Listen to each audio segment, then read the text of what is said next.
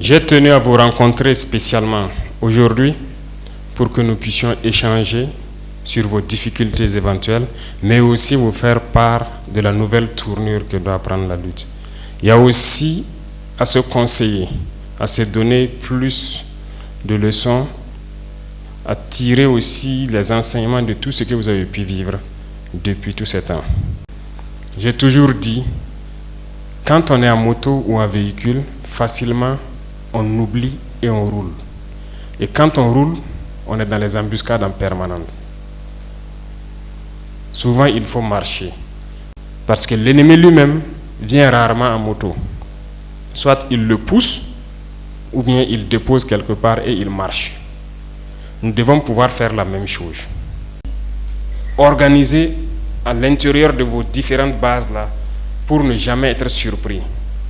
Parce qu'il y a une question qui reste encore sans réponse, c'est comment on se fait surprendre. Là-bas, il faut que nous fassions des efforts. Moi, je ne suis pas d'accord qu'on se fait surprendre. Vous êtes d'accord avec moi? Mais pourquoi on se fait surprendre? C'est parce qu'on baisse la garde. Parce qu'on se dit que, bon, ici, là, on a travaillé, ça va plus ou moins, on est plus concentré. Mais je vous exhorte à ne jamais vous déconcentrer. Lorsqu'il y a une attaque quelque part et que les gens sont surpris, on sait. Parce que quand les gens sont surpris, ils appellent pour dire on est sous le feu. C'est ainsi qu'ils appellent l'appui aérien, pour dire les trucs. Mais nous aimons entendre, on les voit venir. Lorsque vous n'êtes pas surpris et que vous avez le temps de nous dire qu'on les voit, ça vous permet, vous, de prendre les dispositions pour combattre et aussi au drone de pouvoir agir. Je peux vous rassurer qu'au jour d'aujourd'hui, nous avons plus d'une vingtaine de drones de combat au Burkina. Donc il n'y a pas de raison que vous soyez surpris. Et quand on dit des drones de combat, ils sont là pour appuyer. Et généralement, ils attendent juste un signal pour dire que nous voyons venir l'ennemi. Mais la plupart du temps, ils sont appelés pour dire tel poste est sous le feu. Et finalement, c'est lorsque l'ennemi replie qu'ils les prennent en charge pour essayer de frapper. Non.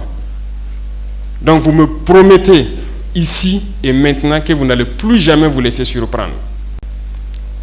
Nous n'avons pas payé des drones de combat pour que ça chôme. Nous les avons payés pour que vous puissiez guetter et nous dire on les voit. Ils sont en train de venir où il y a ci, il y a ça. Sinon on allait se mettre à payer des drones d'observation seulement, qui sont moins coûteux. Nous voulons les voir et les éliminer. Donc, ne dormez pas. Qu'il pleuve, qu'il vente, ne dormez pas. Sous la pluie, on ne dort pas. Voilà pourquoi j'ai voulu qu'on se voit aujourd'hui, parce que la pluie a commencé. La nature devient verte. Les feuilles ont beaucoup poussé et les intempéries, ce n'est pas des moments de faiblesse. Il faut que vous restez éveillés sous la pluie. Nous avons souhaité depuis un moment donc, que les gens puissent s'organiser, sortir et élaguer aux abords des axes parce que la tendance des mines à effet dirigé commençait à être trop.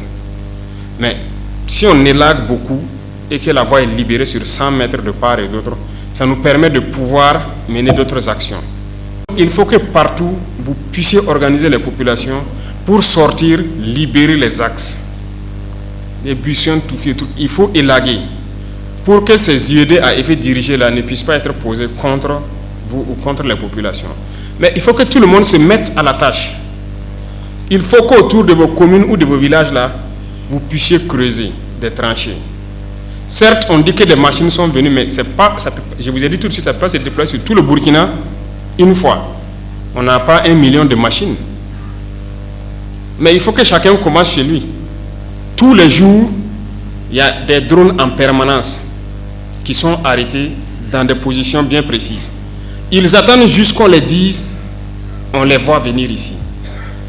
Mais rarement, les gens arrivent à le faire. Chaque fois, on est sous le feu. On ne peut pas être sous le feu. On doit voir venir. Vous m'avez promis tout de suite que vous n'allez plus dire on est attaqué. Vous allez dire maintenant on les voit venir. Parce que moi je suis en contact avec les pilotes drones en permanence. Vous vous demandez comment je fais. 80% de mon temps, c'est la guerre. Mais ça n'empêche pas d'avoir un œil aussi sur la vie économique et tout. C'est une promesse que vous m'avez faite et je veux que vous teniez votre promesse. Je ne veux plus entendre on est attaqué. On les voit venir. On est d'accord, non? Oui. Vous allez mobiliser vos populations pour creuser des tranchées et vous protéger. Le temps que les machines arrivent chez vous pour approfondir les tranchées et le faire. C'est vous qui défendez les communes, les villages. Si vous arrivez, vous leur dites, sortez, on creuse ici. L'ennemi ne doit pas rouler, passer par là. On creuse profond, on ferme. Et on s'installe là-bas. Vos propres postes là. Et à un moment donné, j'ai fait élaborer quelque chose et j'ai dit de vous envoyer, tout le monde vous en a parlé, les ministres, la BVDP, pour que les gens construisent par exemple les postes de combat. Là où la pluie n'a pas encore bien commencé, faites bien les briques, construisez les postes. J'ai demandé les images des différents postes dans certains villages. Et j'ai vu qu'il y en a qui ont fait aussi avec de la paresse. Vous ne pouvez pas avoir un poste, même si vous avez construit tout ça en bas. Et là, votre tête est dehors, vous combattez comment? Pendant que l'image que nous on a envoyée, il y a des meurtrières. C'est des trous par lesquels vous devez combattre. Et quand on dit de construire des postes, on n'a pas de construire un ou deux. Il faut le faire tout autour du village. Parce que le combat, ce n'est pas une seule position. D'autres construisent 3-4 postes, c'est bon pour le village. Non. Faites sortir les villageois, faites-les construire. On a donné des modèles. Mais dites-moi de vous à moi. Vous savez qu'il y a beaucoup de positions qui n'ont pas fait. Vous savez ça, non?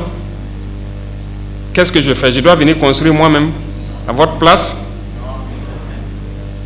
Mais si je vous dis que ce truc a été pensé dans mon bureau et j'ai attrapé un jeune officier qui a fait le modèle 3D et on a diffusé. Et j'ai dit aux différents chefs de veiller à ce que ça soit fait. C'est parce que même à chaque instant, on pense à vous. On pense à vous. Je dis qu'il n'y a pas un seul incident, attaque de poste VDP ou quoi, que je ne suis pas au courant. Il n'y en a pas. Malheureusement, dans certaines zones, les gens ont refusé de céder eux-mêmes. C'est incompréhensible pour notre propre vie. Qui doit vous payer? Après, on crie encore qu'il y a un minimum de choses qu'on doit pouvoir faire nous-mêmes. Je vous ai dit que la plupart d'entre vous, comme moi, nous sommes nés dans un système attentiste où on attend beaucoup des autres. Mais qu'est-ce qu'on fait nous-mêmes pour notre pays? C'est ça, c'est cette question qu'il faut se poser maintenant. Moi, quand j'ai appris ça, j'ai été un peu déçu. Il dit, comment est-ce que pour vous protéger vous-même, vous demandez à ce qu'il vous paye? Il va avoir l'argent pour vous payer. Sortez, creusez. Il y a certaines communes que j'ai suivies où j'avais dit ça de sortir, creuser. Ils ne voulaient pas, ils sont restés. Il y en a même qui sont sortis marcher sous la manipulation. Il dit, d'accord, vous allez creuser. Une semaine après, ils ont creusé. Aujourd'hui, ces communes sont plus ou moins en paix. De toute façon, soit l'ennemi vient, il se bute à votre obstacle que vous avez créé, et puis vous avez le temps de le combattre là-bas. S'il vient pour fermer, vous devez être là. Parce que si vous creusez, ça ne veut pas dire qu'il faut dormir. C'est l'empêcher de pouvoir rouler et arriver là où il veut. Et là où il doit passer là, il faut que vous soyez en permanence là. S'il vient pour forcer, pour refaire vos travaux, vous devez les abattre. Mais une fois que vous êtes surpris, vous n'êtes plus homme. Pour reprendre le dessus, c'est difficile. Et quand on voit des choses comme ça, ça fait mal. Même si vous avez une arme collective et que votre défense n'est pas bien, l'ennemi peut rouler jusqu'à votre poste. Ce n'est pas bon. Même si vous avez construit ce qu'on vous dit de construire là, 100 mètres devant là, il faut que vous fassiez des tranchées. S'il veut rouler en combattant, il doit tomber dedans. Ou bien il s'arrête là-bas, il descend pour essayer de traverser. Et vous avez le temps d'ajuster vos tirs.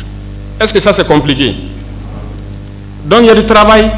On ne doit pas être paresseux. Il faut mobiliser la population. Ce n'est pas vous seul votre travail. Il faut que toutes vos populations la comprennent, que vous décidez de vous sacrifier pour eux. Donc quand vous leur dites de sortir travailler, ils doivent sortir. L'autre jour, il y a eu une attaque. J'ai suivi tout et j'ai cherché à savoir qu'est-ce qui s'est passé. Les gens étaient surpris. Non. Quand vous avez une arme collective, la première des choses, vous ne devez pas être surpris. Vous devez voir l'ennemi et vous apprêter à l'affronter.